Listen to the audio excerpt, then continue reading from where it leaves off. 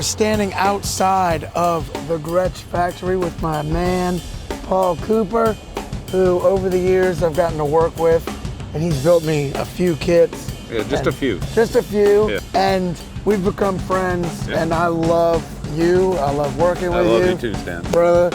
And Paul had the idea, he's like, man, it's coming up on 20 years since we made you your first endorser kit. Why don't you send that thing back to me and let me freshen it up for you? Yeah. So this is a super exciting day for me. I've been waiting for this for a long time. We've been talking about this for years. Yeah. And then we've actually been actively working on it for months, and I sent the drums a few months ago, and we've been taking our time figuring out exactly what we want to do, and I've been looking forward to this. Let's go take a look. I can't wait for you to see him, Stan, Yes, because you're going to dig him. I love it. Whoa! Look at that. Wow. As Shannon Powell would say, wow.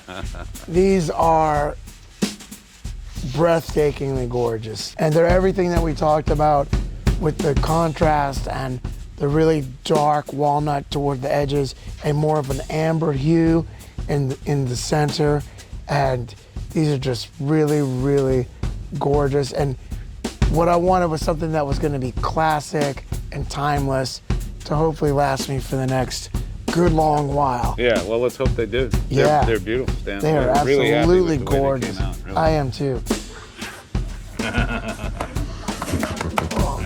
Holy sh**. You know, I'm a big fan of classic and the history of things. So I fell in love with the 4x14 a long time ago. So when I ordered these drums in 2002, 20 years ago, you know, I wanted a 4x14, the Max Roach snare size. And, you know, this is a 7x10, 8x10. This is the 9x13. Got the 16x16. This is a 12x26. This is a 14x20. And I've recently fallen in love with a 14x24 size. So we've added this bass drum to this shell bank. And then the bop sizes of 14, the 12, 14, 18, we're still finishing those, and we're gonna film a little bit of buffing, cleaning up the edges, putting the hardware on. So those drums are still being finished. Yep. Yeah, and then we're gonna set up, since this 24 is new, I'm gonna set up this 24 and have some fun with this.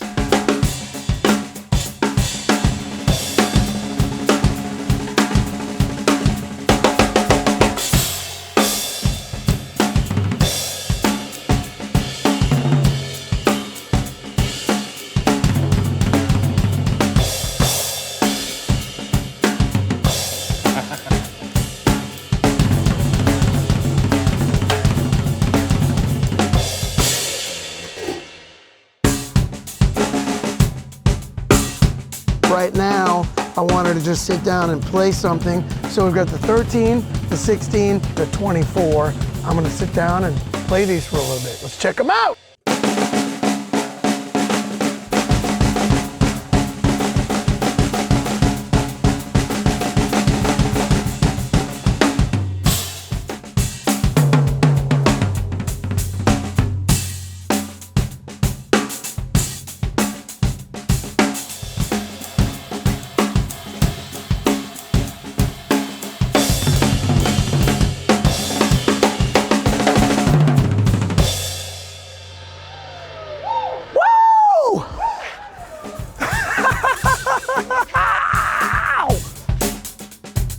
This job is a dream from day to day, but to have a day like this with Stanton here is incredible. It's been one of the best days I've ever had here. To actually finally get a chance to meet him, actually hear him play, and it's as funky as you think, it's just pretty amazing. It is so gratifying for everybody that works here when an artist like Stanton shows up and then starts wailing on a drum set.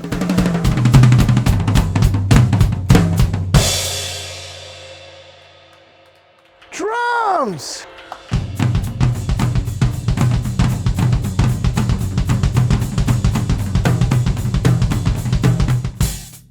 It's crazy how much tone he gets out of his drums.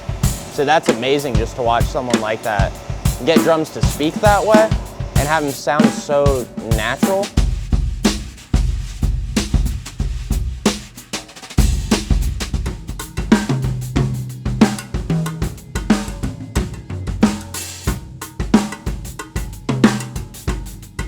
Stanton coming in today really warms my heart.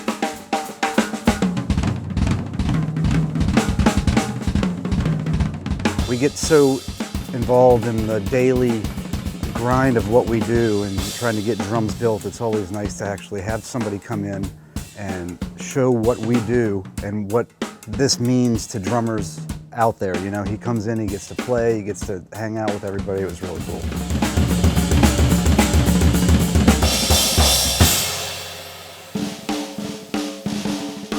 Is there anything that we haven't seen Well, yet? there is one more 18-inch bass drum. We got to buff it and buff one of the hoops on it. So. And I love 18s. Yeah. So I can't wait to see this.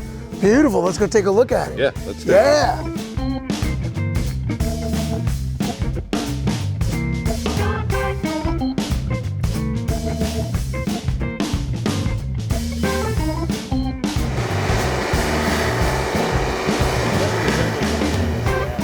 While we're watching Lee buff my 18-inch bass drum, can you talk about the buffing process and, Absolutely. and you know what that does for the drum and Well, the finish? we use two kind of compounds. The first wheel, you're using a coarse compound. We call it the cutting compound. Then when we get to the second wheel, we use a finishing polish, which takes the cutting polish off and starts actually really getting that nice glossy shine to it. Then the third wheel, we don't have any compound on it. And that's just for cleaning it up, getting any dull spots out, that kind of thing. Let's just talk about your 26. Yeah. That's probably 30, 35 minutes of hard physical labor. But I'll have to say, of all the things we do here, buffing has always been my favorite thing to do. That's beautiful. Yeah, man.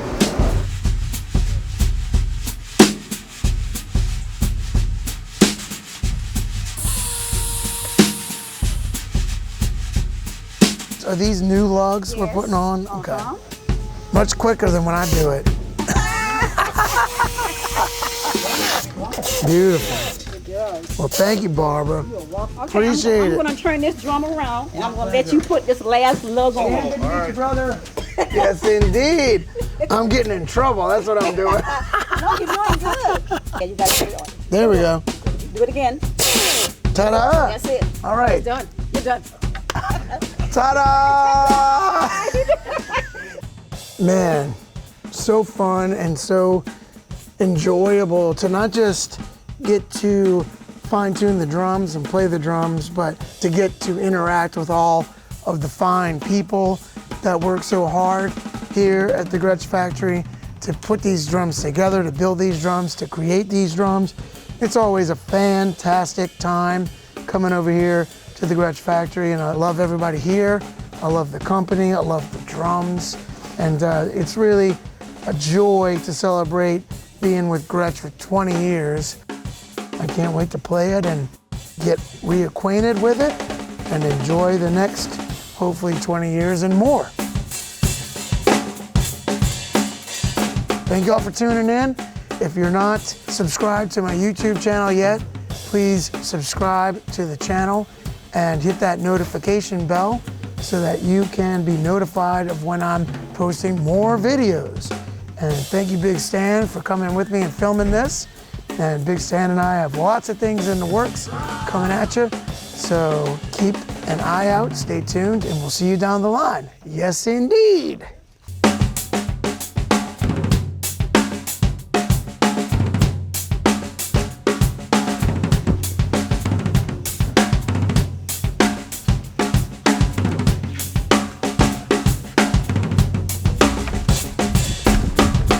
You want the best sounding drums in the world? If you want that, then we got it.